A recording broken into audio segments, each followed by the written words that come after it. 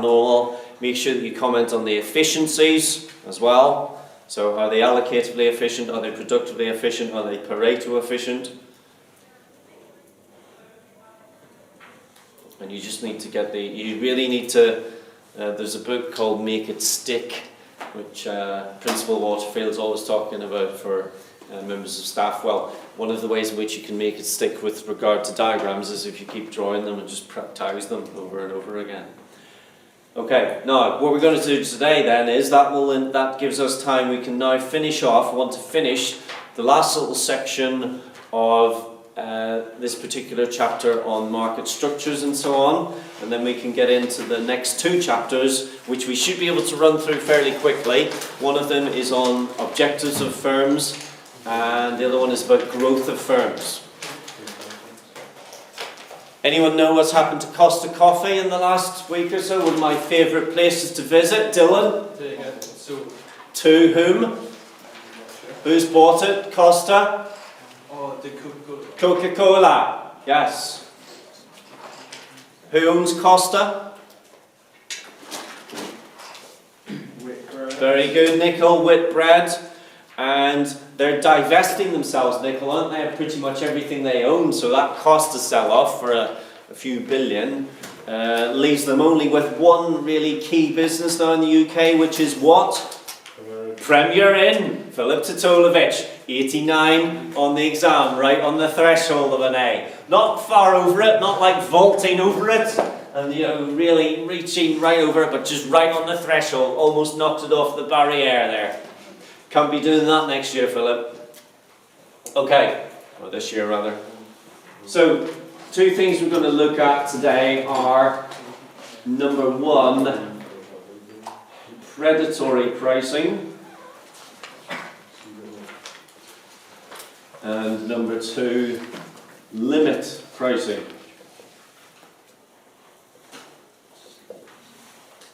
Okay, taking each of those in turn, predatory followed by limit. What we need to do is we need to remind ourselves, before we get stuck into this, we need to remind ourselves of the short-run cost curves of a firm, because they're very important for predatory pricing in particular. So, short-run cost curves, something which we did before the summer holiday.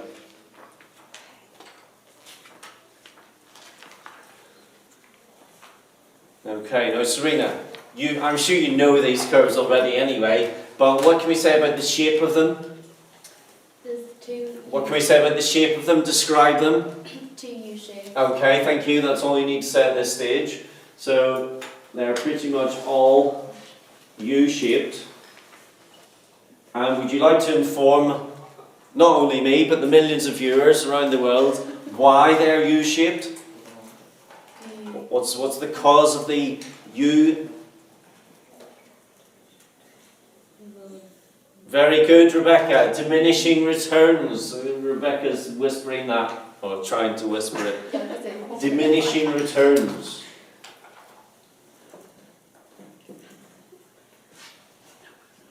And of course, Rebecca, you will know that that is diminishing returns, not to scale, but to a factor, because we're talking short run here. Short run cost curves. Diminishing returns to a factor. And Philip, what do we mean by diminishing returns? So there's this thing called the Law of Diminishing Returns, which means that these curves are U-shaped. But what does that mean? It's been a while. It has been a while, that's why we're doing this little bit of... So if I just draw you a very simple cost curve, Philip, cost there, output there. So why is that cost curve, let's call it the average cost curve, why is that U-shaped? It's to do with what? It's not to do with scale, because we're talking about returns to a factor. So this curve represents one scale of production. So you could call that a short run average cost curve, SAC 1, for example. Mr. Coulson? Okay, very quick reminder. Diminishing returns is about combining a variable factor, or a combination of variable factors, with a fixed factor. and you're trying to find the most efficient combination, between the fixed and the variable factor. Now, the most common quoted example is land, which is fixed, and your variable factor is labour. And you apply different amounts of labour to the land, and you find the most efficient combination. So, initially, according to the law of diminishing returns, when you add more people to a particular job or a particular task, they become more efficient, so costs fall. So as they increase output, the costs fall because efficiency is getting better. So one person, not very efficient, so it's very costly. 2 persons gets more efficient, 3 persons more efficient, and so on. So that is known as increasing returns to a factor. But at some point, when you've got so many people working here, everyone starts to get in one another's way, and then efficiency drops off. And as a consequence of that, costs start to rise. So from this point onwards, you've got diminishing returns to the factor. So very briefly, I'm not going to spend, remember this year, we don't have time to go through everything we did last year, so this is something we did last year. So if you don't remember it, you need to go back and refresh a row in your own mind as to what this diminishing returns is all about. But that's the general gist of it. It's to do with efficiencies. And they're U-shaped because you've got increasing efficiency and then decreasing efficiency. That's the basic gist of it. Okay, so that's diminishing returns. We can then draw from memory, from last year, the short-run cost curves.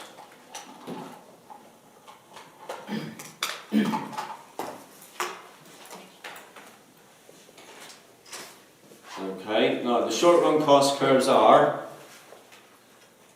first of all, what is the equation for total cost, Sidney? Is it variable costs? So total cost equals Variable costs and fixed costs. total fixed costs plus total variable costs. Okay? Now, of course, we are dealing here with average cost curves when we're talking about these U-shaped curves. So we're looking at average total cost equals average fixed cost plus average variable cost. So that's the one that we're interested in really here at the moment. 2 very important equations for what type of question that you might get in your exam? Multi-choice, yes. Multiple choice. Very important to remember those, because often the case that you might be asked to rearrange them just to find, AFC or something like that. Okay, so the short-run cost curves are, I'm going to ask you and draw this like pulling teeth. So you've got your ATCs, the top one, because obviously it's going to be the top one because it's adding these 2 together, so it's going to be the bigger number.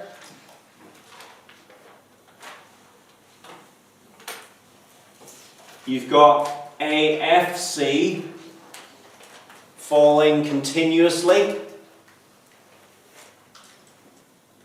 Now that one, is that U-shaped? Is that U-shaped, Radhika? Is that curve U-shaped? No. So that one is downward sloping continuously. Okay, Roshan, why is that one downward sloping continuously? It's because as you increase output, your fixed cost, which is at the start, per unit is going to fall because you're not adding to your fixed cost because it's fixed at the start. It doesn't vary with output. Okay, is that clear? Serena, yes? No. Sorry? Like no. No, okay. Let's consider what Roshan is. He's quite right in what he says. How do you calculate AFC, Serena? You would take TFC, total fixed costs, and divide by output, correct? Now, you know, because you're clever, Serena, you know that total fixed costs there are always the same. So let's say it's 100, yes? So on that basis, if you produce 1 unit of output, then your average fixed cost would be 100 over 1, which is 100. And if you produce 10, then it's 100 over 10, which is 10. And if you produce 100, it's 100 over 100, which is 1. So because the total fixed costs are remaining at 100 all the time, as you increase your output, the average gets less and less. So the more eloquent way of saying exactly what you have said would be it's because the total fixed costs are spread over a larger number of units of output. Yeah. That's the reason why. Okay. And then lastly, we have the AVC.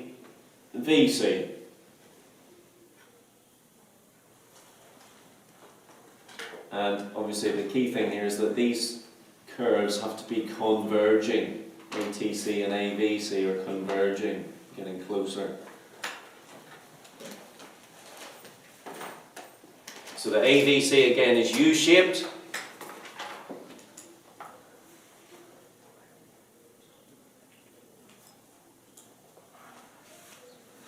But the gap between ATC and AVC is narrowing. And what's the reason for that? Alex? And if you think about this equation here, it might help you.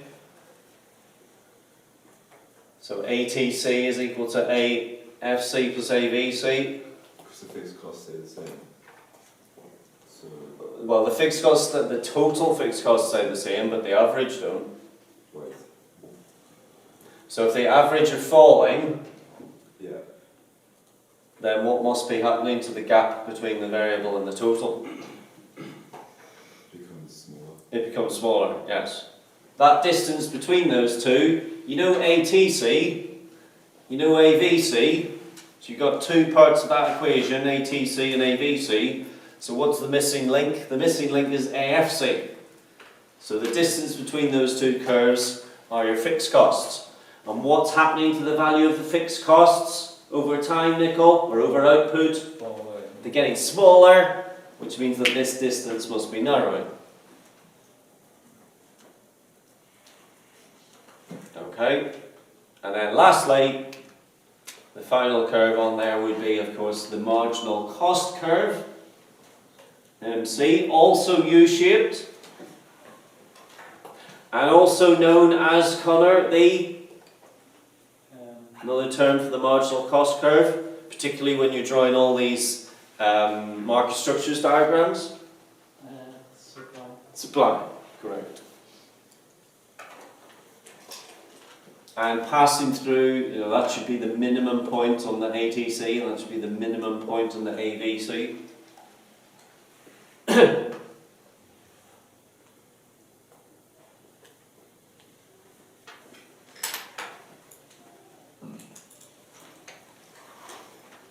Okay, now, to get back to this notion of predatory pricing and so on. If you wish to stay in business for years and years and years, which is what you'll want to do if you start a company, I'm sure, what costs will you have to cover? Total, variable or fixed? Stay in business in the long term. Fixed. Fixed. Just fixed? No. Do you want to stay in business for years? Not one cost. Decades? All of them, exactly. No, what's in it? We don't have all costs, but we do have a term which is called the total costs.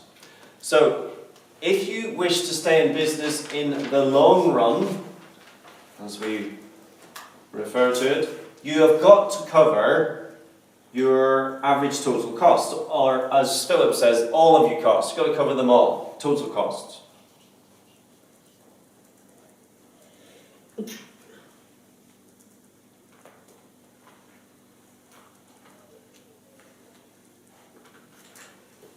Okay, So I'm just going to draw that diagram again, but just with 2 of the curves this time rather than 3. I'm just going to label it slightly different, so we're talking about prices and output rather than costs and output, so it's the same nomenclature as your market structures diagrams. We've got price, output. Just going to draw ATC and ABC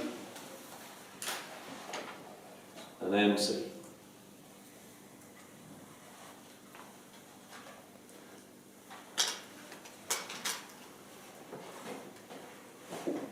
So you need to cover, to stay in business in the long run, you need to cover your total costs. That means that the minimum price you can charge in the long run is what? Daniel Coulson? Sorry, I was wrong. What price will you have to charge? So I'm looking for you to tell me, where do I put the price on the y-axis to indicate that this firm will be able to stay in business in the long term? Where marginal cost equals average total cost. Okay, yeah, fair point. So there. So your price line, you know, in the way, so like a perfectly competitive diagram, the price line needs to come across there. So that would be your long run price.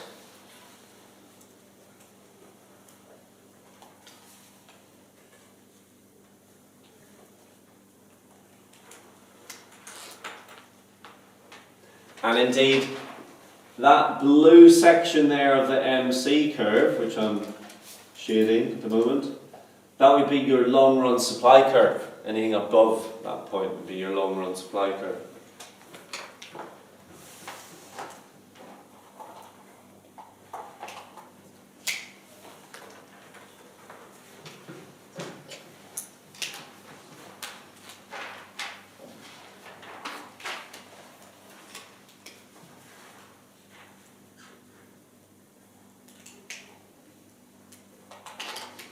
Okay, now, short run.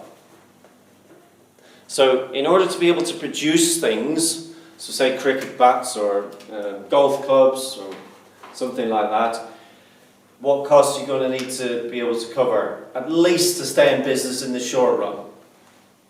Fixed costs. Mm.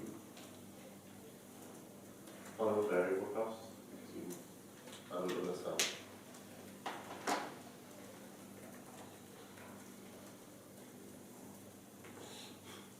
So if you're making, let's say you're making cricket bats, well, in order to make those cricket bats, you're going to need to buy what? Wood.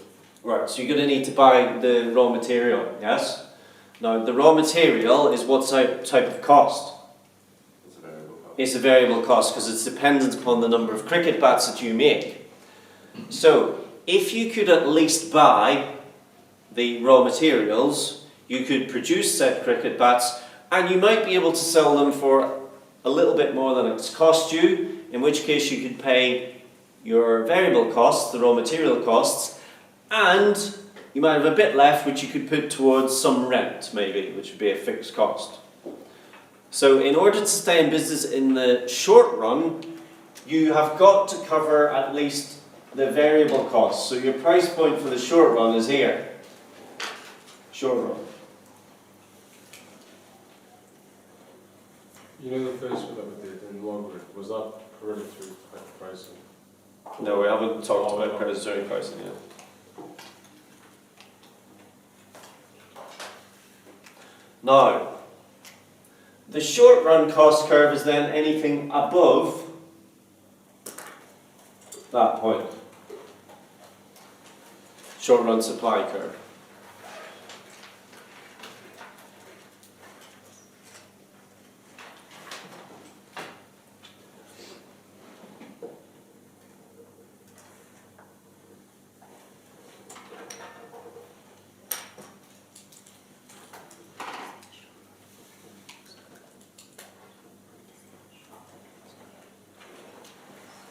Now, what could you do if you charged, let's say, this price here, P star. So it's not quite ATC, but it's more than AVC. So what would that enable you to do, Dylan? I'm not sure. Well, you've got more than enough to pay for your variable costs. You've got more than enough to pay for your variable costs, okay. And what's the distance between AVC and ATC? Fixed costs. The fixed costs. Could you pay all your fixed costs? No, Could you pay some of them? Yeah. Right. So the more you are able to increase price and move it up from the short run more towards the long run, the more able you are to pay your fixed costs. So things like rent, for example, or a mortgage on the premises. And obviously, any landlord, and indeed it's been in the press lately, isn't it, about these compulsory voluntary agreements that, say, for example, Jamie Oliver has been doing, whereby Jamie's Italian, has been in big financial trouble, Byron Burger, all these sort of fancy burger bistro places, they've all been in trouble, and they've all gone to CVAs, these compulsory voluntary arrangements, whereby they are allowed to renegotiate the terms upon which their rent is paid. Now, that's good for them because it allows them to stay in business because their fixed cost of rent falls, but it's not good for the landlords. And so in the Sunday Times just gone, at the weekend, in the business section, which I hope you all read, they were talking about how this is very unfair on the landlords because it's the Jamie Olivers of the world who aren't probably short of money who are benefiting, and yet the landlords who actually own the tenancy agreements and the rents and collect the rents in, well, they're being told, well, you've got to take less rent. It's very fair, that.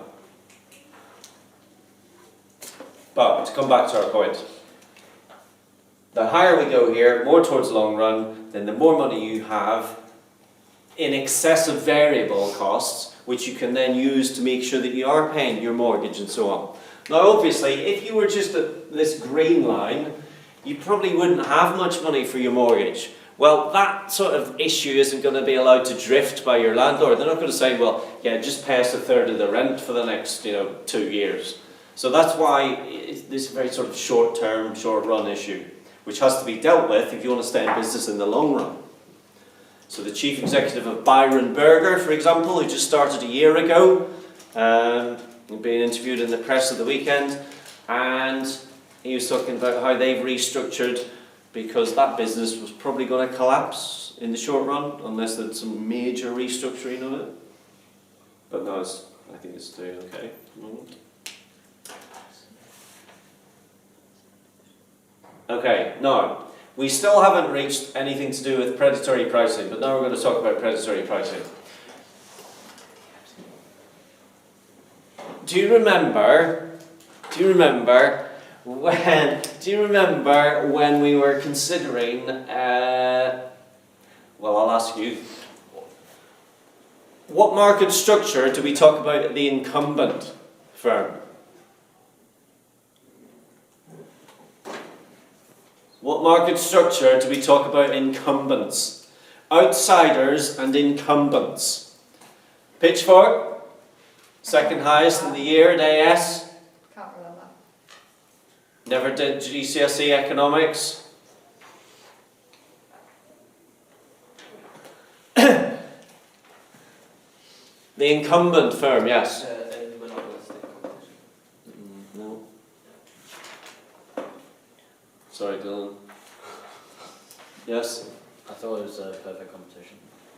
No. The incumbent, we talk specifically about it. I mean, you can talk about it in all of them, but it's real emphasis is placed upon it in one particular market structure where the incumbent shouldn't behave in a certain way. Nicole? Contestable markets, okay? In the contestable market. But the key point is, what is an incumbent firm? Radhika, what do we mean? I don't know. You're an incumbent of Emmanuel College. What does that mean? Or of a part of it. Are you? That's what it means. Are you? You're part of it. You're part of the. As Principal Waterfield was saying in the assembly yesterday morning, we're part of the big Emmanuel family. Are you an incumbent? But I don't know what it means. Okay, so what does it mean? What does incumbent mean? What, you going to Duke of Edinburgh or something in here? What, man? No? Right. What does it mean by incumbent? Reynard. Just that it exists, like it's in the market. Somebody who's already there. Correct. Right. Leave it now. It's fine. So an incumbent is a firm which is already operating in the particular industry. What if that incumbent firm, said now, is making lots of profit, abnormal, supernormal, monopoly rent? What might an outsider think to themselves? We want to enter that market. They might think to themselves, I fancy a bit of that. I fancy eroding some of that abnormal profit into my own back pocket, thank you. So I will enter the market. Now in some cases you can and some you can't. It depends upon what, Nathan? Barriers to entry. The barriers to entry. What do we mean by barriers to entry? So like startup costs in getting the business running. Startup costs, Paying for the factors of production. reception. Hello? So Aaron's going on the F1 in schools trip, so he's not here, and Max Chow is at the PwC Business Insight Application Day in Leeds, I think, today. PwC, is it in Leeds? I think so. Yeah. Business Insight Day. Okay, right. Sorry, Nathan, you were saying barriers. Like paying for like the factors of production and just equipment costs. And maybe health and safety rules Yeah. or laws that you might have to abide by, or training that you need to have. Yes. Accountancy. You might have to like hire an accountant to help with things. You might have Okay, are you speaking from summer experience? a little bit. Yes. Okay. How did the business take off in the summer? We're having a slight difficulty because I'm not 18 yet. It's quite hard to find a bank that'll help me put a business account, which is fine because I can have it running through my savings, but I just have to not use my savings for anything else to make the spreadsheet a bit easier to run. So it's fine, but it's just... And how many bookings did you have over the summer? I've had about 3, but most of them are 18th birthday parties. And have you been to them? No, as in they're in this next... In year. advance? Yeah, most of them are 18th birthday parties. So, 18th birthdays? yeah. Excellent. Okay. Have you thoughts?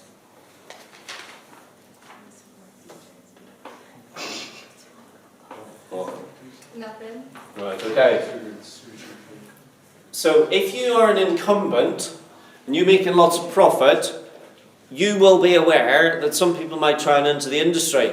Now, what could you do to price, which would mean that even if the new firm enters, they wouldn't be able to compete? Yes. Lower, To what? Lower it to where? underneath the variable cost. Under exactly. Yes, Philip. So the predatory pricing is this.